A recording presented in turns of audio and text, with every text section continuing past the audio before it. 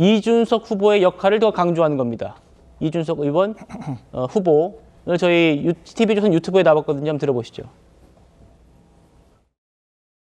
이재명 후보의 최근 법원을 겁박하는 행동이나 이런 것은 어지간한 중도층이라면 용납하기 어려운 상황이 아닐까. 그렇죠. 그래서 그 공간이 열리고 있다라는 생각을 하게 됩니다. 그 동탄 모델이라는 게요. 민주당 우세 지역구인 동탄이지만은 그 당시 공영훈 후보에 대한 여러 가지 의혹 제기가 있으면서 그분을 찍기는 좀 어렵다라는 그런 이야기가 확산되면서 그런데 또 국민의힘은 찍을 수 없다. 그게 대세적인 분위기가 되면서 이준석의 표가 몰린 케이스거든요. 동탄 모델은 솔직히 개인이 만들어낼 수 있는 것도 아니고 여러 가지 상황이 겹쳤을 때 발현될 수 있는 상황이긴 한데 공교롭게도 이번 주 들어가지고 그런 움직임이 좀 보이고 있습니다. 동탄 모델. 그렇죠. 지난 총선에서 가장 특징적인, 가장 상징적인 그 지역구 선거라고 하면 이제 동탄 선거. 3자 구도에서 이준석 의원이 탄생한 개혁신당이 이긴 그 사례일 텐데 설 변호사님. 네. 범보수 진영의 대안으로. 그러니까 지금 김문수, 한덕수, 김문수 두 후보가 감동 있는 단일화를 보여주지 못하니까 둘 다 빠져라. 그리고 이준석을 보수의 후보로 내세워서 이재명 후보 1대1 붙여보자. 이런 얘기가 이제 개혁신당의 주장이긴 합니다. 어떻게 보십니까?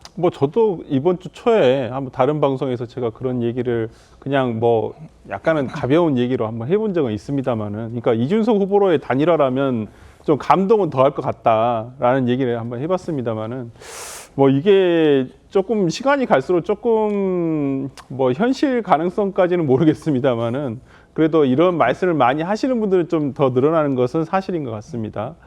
특히나 이제 동탄 모델이라는 것은 근데 이제 아까 이준석 후보가 설명을 했듯이 굉장히 독특한 그 지역적인 특색, 그러니까 젊은층 30대 40대들이 굉장히 많다라는 특색. 그 다음에 당시에 이원욱 지금 개혁신당의 전 의원이 그 전 지역구 의원이었다는 점.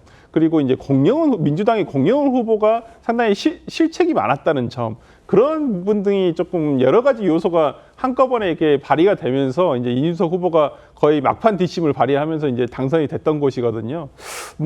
그렇지만은 저는 대선에 이걸 그대로 대입하기는 좀 어려움이 있지 않을까라는 생각이 듭니다.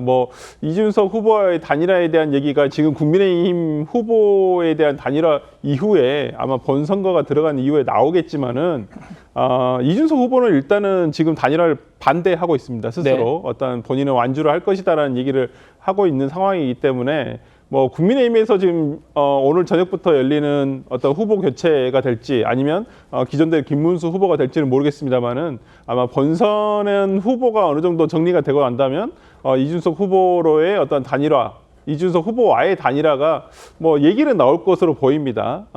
나올 것으로 보이는데 그것이 이제 어느 정도의 힘을 발휘할지는 좀 봐야 될 것 같은데 본격적인 것은 저는 여론조사에 따라 달라질 수 있다고 봅니다.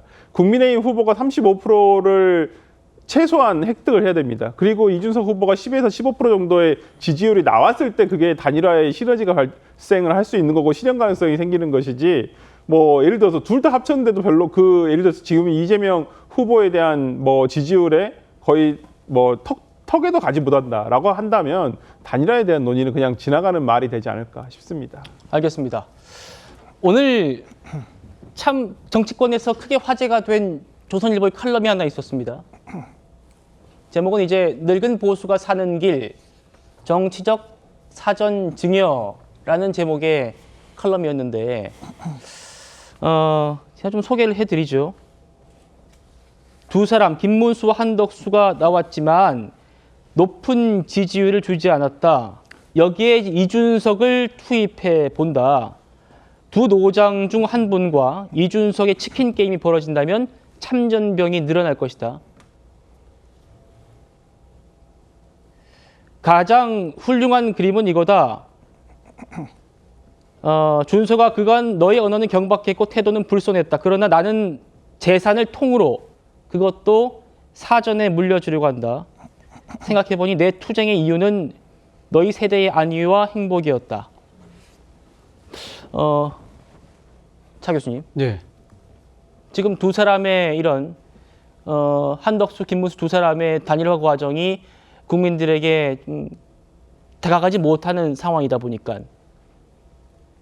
지금 가장 강력한 87년 체제 이후에 가장 강력한 후보라는 민주당 이재명 후보를 상대로 이기기 위해서는 어떤 우리가 지금 상상력도 동원해 보자라는 취지의 얘기 같습니다. 그래서 보수가 다음 세대의 주자인 이준석에게 모든 정치적 역량을 몰아주자, 사전 증여해주자 이런 얘기가 있어요. 물론 이 칼럼의 마지막 줄이 망상 해수욕장에서 스키 타는 소리라는 걸 안다 이런 얘기가 있습니다만 어떻게 보십니까? 저는 박원주 의원의 그 고심을 저는 충분히 읽었습니다. 그것은 어떻게 보면 지금 그동안에 보수 정당을 지지했던 지지층들의 마음이 아마 이거와 같지 않을까라는 생각이 듭니다. 그만큼 돌파구가 보이지 않으니까 이런 정치적 상상력을 통해서라도 뭔가 하나의 가능성을 타진해보자는 이야기이긴 합니다만 박 의원 스스로가 결론을 내렸듯이 이것이 정말 실현이 당장은 불가능한 이야기다는 이야기인데 그러나 어쨌든 이번 대선 과정에서 개혁신당의 이준석 후보가 상당한 아마 정치적인 역할을 할 수 있는 공간은 분명히 열리고 있다. 그런 측면이 분명히 있습니다. 그렇기 때문에 사실 이 개혁신당 쪽에서 지금 주장하는 바로는 이 현재 국민의힘에서 벌어지고 있는 단일화 논란과 관련해서 실망한 당원들이 이탈이 되고 그 사람들이 지금 개혁신당 쪽으로 넘어오고 있다는 것이 자신들의 주장인데요. 저는 그런 주장이 거의 허위라고는 보지는 않습니다. 아마 이번 대선 과정에서 사실 어떤 식으로 국민의힘의 단일화가 마무리될지 모르겠지만 누가 후보가 된다고 하더라도 상당히 아마 이탈하는 그러한 지금 지지층들이 좀 있을 것 같고요. 그러한 분들이 선택할 수 있는 대안은 결국 이준석 개혁신당 후보가 되지 않을까라는 생각이 드는데 그렇다고 하더라도 대선의 이 판세를 뒤집기에는 역부족이다. 다만 이런 식의 상상력과 거기에 지금 지지를 보태려고 하는 분들의 아마 그 심리의 밑바닥에는 이번 대선을 통해서 보수가 상당히 이 패배를 할 수 있지만 그 다음에 보수의 재건을 위한 나름대로 씨앗은 뿌리자. 그런 차원에서 놓은 저는 정치적 상상력이 아닐까라는 생각이 듭니다. 예.